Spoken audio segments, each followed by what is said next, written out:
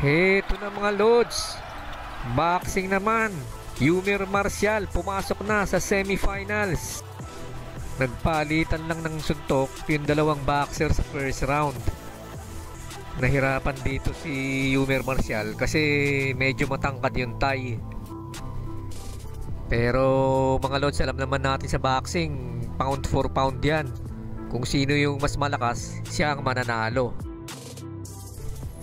Pagkatapos ng 34 seconds ng first round, nagpakawala ng straight yung Thai.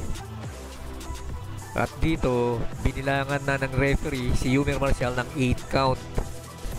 Sa boxing kasi, pagka nabilangan ka ng 8 counts, matik na yan na lamang na ang talo mo. Kaya wala kang choice kundi i-knockout ang kalaban. Tuloy ang laban mga lods.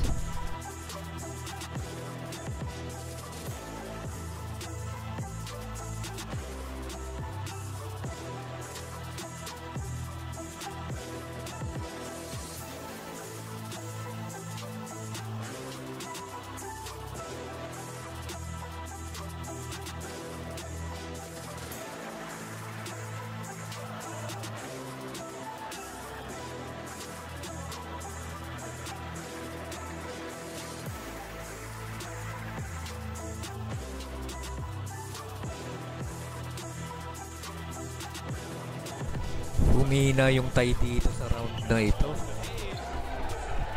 Malalakas kasi yung mga body shots na binitawan ni Marcial eh.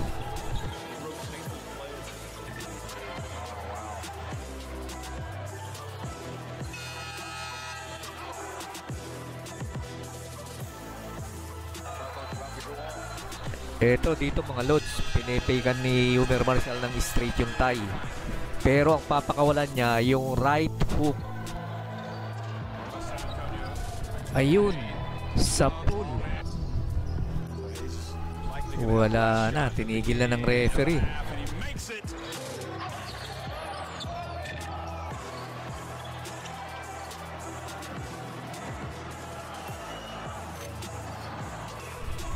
Panalo ang kabayan natin mga lods.